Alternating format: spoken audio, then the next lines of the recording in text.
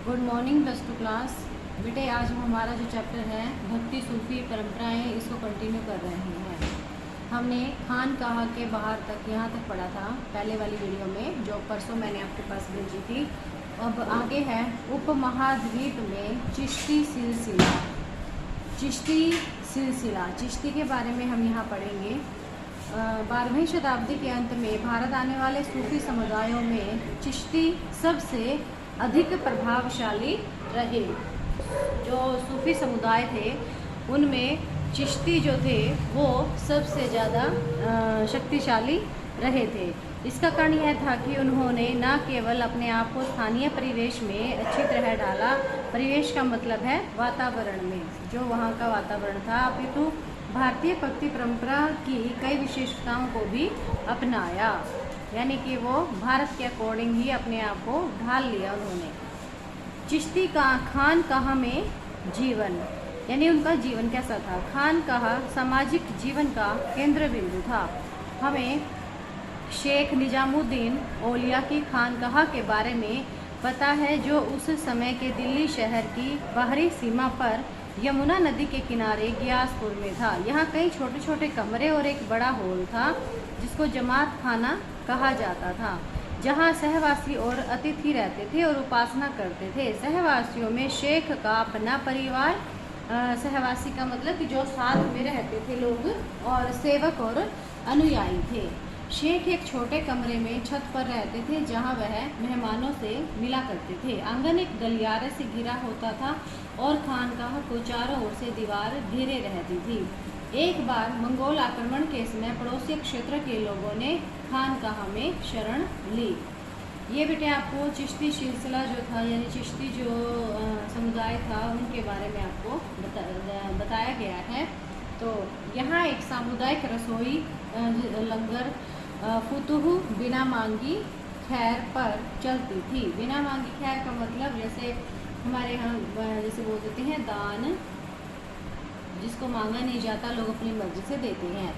सुबह से देर रात तक सब तबके के लोग, सिपाही, गुलाम, ये सब यहाँ अनुयायी बनने, इबादत करने, ताबीज लेने और विभिन्न मसलों पर शेख की मध्यस्थता के लिए आते थे। कुछ अन्य मिलने वालों में अमीर हसन सिजजी और अमीर खुसरो जैसे कवि तथा दरबारी इतिहासकार जियाउद्दीन बर्नी जैसे लोग शामिल थे। इन सभी लोगों ने शेख के बारे में लिखा।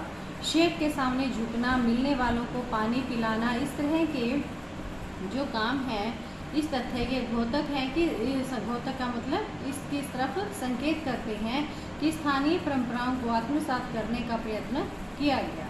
तो इस प्रकार बेटा शेख निजामुद्दीन ने कई आध्यात्मिक वारिसों का चुनाव किया और उन्हें उपमहाद्वीप के विभिन्न भागों में खानकाह स्थापित करने के लिए नियुक्त किया। इस वजह से चिश्तियों के उपदेश, व्यवहार और संस्थाएं तथा शेख का यश चारों ओर फैल गया। उनकी तथा उनके आध्यात्मिक पूर्वजों की दरगाह पर अनेक तीर्थयात्री आने लगे। अब चिश्ती उपासना, जियारत और कव्वाली। चिश्ती किस प्रकार से उपासना करते थे। सूफी संतों की दरगाह पर की गई जियारत सारे इस्लामी संसार में प्रचलित है। इस अवसर पर संत के आध्यात्मिक आशीर्वाद यानी बरकत की कामना की जाती थी। पिछले 700 सालों से अलग अलग संप्रदायों, वर्गों और समुदायों के लोग 5 महान चिश्ती संतों की दरगाह पर अपनी आस्था प्रकट कर रहे हैं।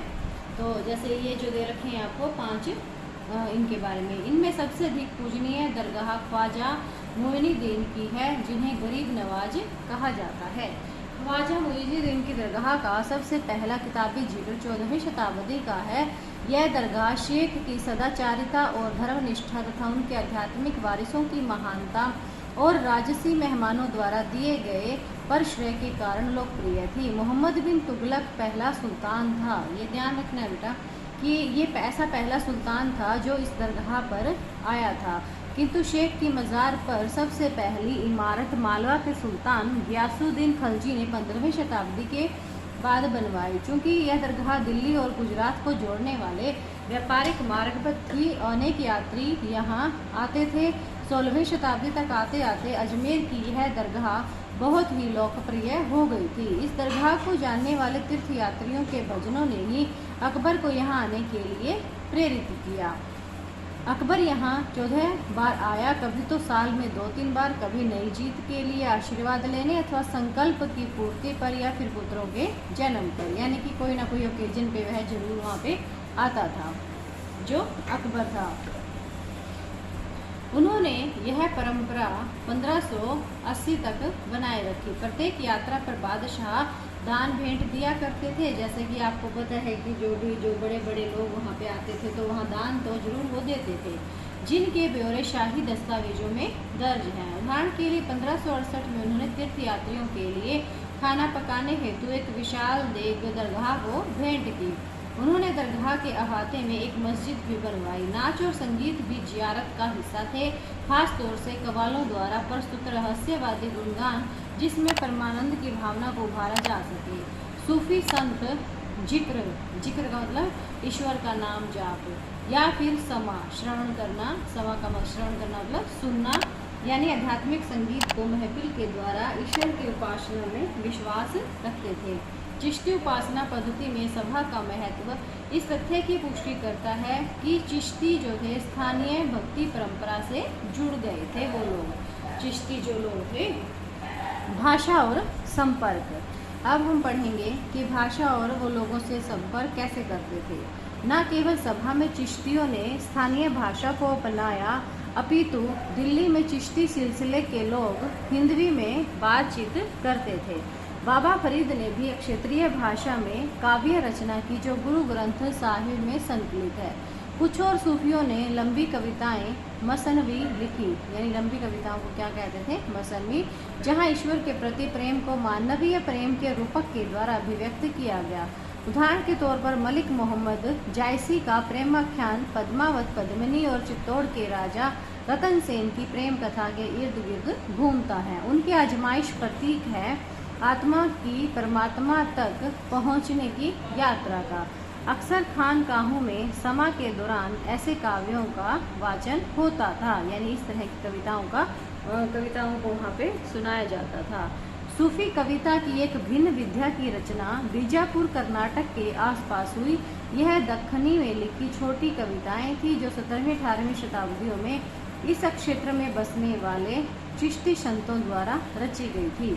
ये रचनाएं औरतों द्वारा घर का काम जैसे चक्की पीसते चरखा काटते हुए गाई जाती थी। कुछ और रचनाएं लोरीनामा और शादीनामा के रूप में लिखी गई। यह संभव है कि इस क्षेत्र के सूफी यहाँ पहले से चलती आई भक्ति परंपरा से प्रभावित हुए, यानी कि जो चिश्ती लोग थे यहाँ पर जो पहले से ही परंपराएं चलती आ रही थी, उन्हीं से वो प्रभावित हुए। लिंगायतों द्वारा लिखे गए कन्नड़ के वचन और पंढरपुर के संतों द्वारा लिखे मराठी के अभंगों ने भी उन पर अपना प्रभाव छोड़ा। इस माध्यम से इस्लाम दक्कन के गांवों में जगह पाने में सफल हुआ। अब है सूफी और राज्य, कि जो सूफी लोग थे और उनका राज्य किस प्रकार का था। चिश्ती संप्रदाय की एक और विशेषता संयम और सादगी का जीवन था, जिसमें सत्ता से दूर रहने पर बल दिया जाता था। किंतु इसका मतलब यह नहीं था कि राजनीतिक सत्ता से अलगाव का भाव रखा जाए। सत्ताधारी विशिष्ट वर्ग अगर बिना मांगे अनुदान या भेंट देता था तो सूफी संत उसे स्वीकार करते थे, यानी कि उनको जो भी भेंट वगैरह दी जाती थी उसको वो बड़ी खुशी से एक्सेप्ट करते थे। सुल्तानों ने खानकाहों को कर मुक्त भूमि अनुदान में दी और दान संबंधी न्यास स्थापित किए। न्यास का मतलब होता है ट्रस्ट, जहाँ पर जो कि पब्लिक प्लेस होता है, सारे लोगों को उस पर अधिकार होता है। चिश्ती धन और सामान के रूप में दान स्वीकार करते थे, लेकिन इनको संजोने के बजाय खाने, कपड़े, रहने की व्यवस्था और अनुष्ठानों जैसे समा की महफिलों पर पूरी तरह खर्च कर देते थे, यानी वो कुछ कलेक्ट करके नहीं रखते थे। इस तरह शेख के नैतिक अधिकार की पुष्टि होती थी और आम लोगों का उनकी ओर झुकाव बढ़ता था कि वो लोग अपना कुछ भी इकट्ठा करके नहीं रखते हैं, सब वो इकट्ठा कर देते हैं आम जनता के लिए। सूफी संतों की धर्मनिष्ठा, विद्वता और लोगों द्वारा उनकी चमत्कारी शक्ति में विश्वास उनकी लोकप्रियता का कारण था। इन वजहों से शासक भी उनका समर्थन हासिल करना चाहते थे। शासक न केवल सूफी संतों से संपर्क रखना चाहते थे, बल्कि उनके समर्थन के भी कायल थे, यानी कि वो उनका समर्थन भी चाहते थे जो शासक लोग थे। जब तुर्कों ने दिल्ली सल्तनत की स्थापना की तो उलमा द्वारा शरिया लागू किए जाने की मांग को ठुकरा दिया गया। सुल्तान जानते थे कि उनकी अधिकांश प्रजा इस्लाम धर्म मानने वाली नहीं है। ऐसे समय सुल्तानों ने सूफी संतों का सहारा लिया जो अपनी आध्यात्मिक सत्ता को अल्लाह से अद्भुत मानते थे और उलमा द्वारा शरिया की व्याख्या पर निर्भर नहीं थे। यह भी माना जाता था कि औलिया मध्यस्थ के रूप में ईश्वर से लोगों की ऐहिक और आध्यात्मिक दशा में सुधार लाने का कार्य करते हैं। शायद इसीलिए शासक अपनी कब्र सूफी दरगाहों और खानकाहों के नज़दीक बनाना चाहते थे। सुल्तानों और सूफियों के बीच तनाव के उदाहरण भी मौजूद हैं। अब हम ये नहीं कह सकते कि जो सुल्तान हैं या सूफी हैं वो उनमें अच्छे संबंध थे, उनमें तनाव भी था। अपनी सत्ता का दावा करने के लिए दोनों ही कुछ आचारों पर बल देते थे, जैसे झुककर प्रणाम और कदम चूमना। कभी कभी सूफी शेखों को आडंबरपूर्ण पदवी से संबोधित किया जाता था। उदाहरण के लिए शेख निजामुद्दीन औलिया के अनुयायी उन्हें सुल्तान उल मशेख कहकर संबोधित करते थे, अर्थात शेखों में सुल्तान। तो बेटे आज आप यहीं तक इसका करोगे और अच्छे से इसको समझोगे। थैंक यू बेटा।